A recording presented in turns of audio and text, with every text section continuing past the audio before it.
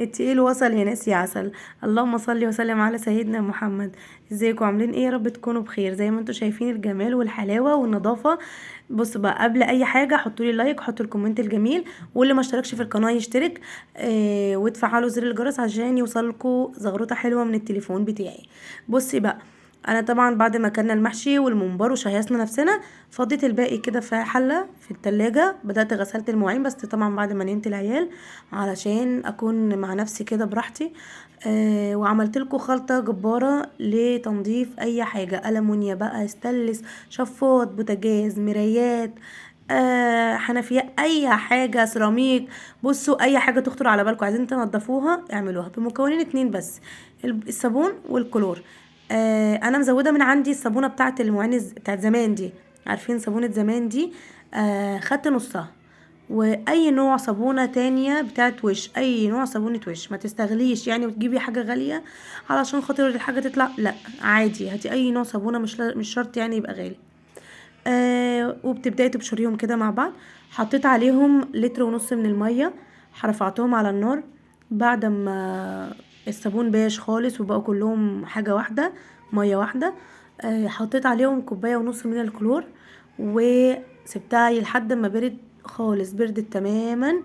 وهتلاقوها ايه، متماسكه كده. ببدا اقطعها بالسكينه مكعبات يعني، او براحتكم يعني زي ما تقطعوها.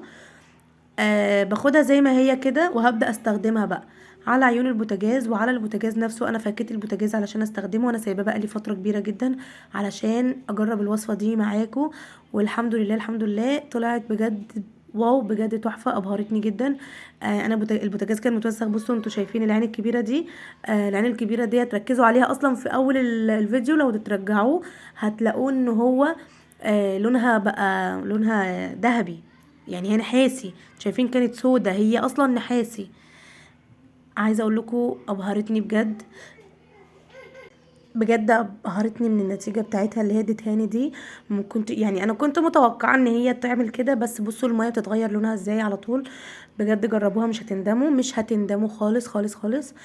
وهتنفعكم في حاجات كتير. ممكن تستخدميها للهدوم بس مش بالكلور الابيض، كلوركس الوان.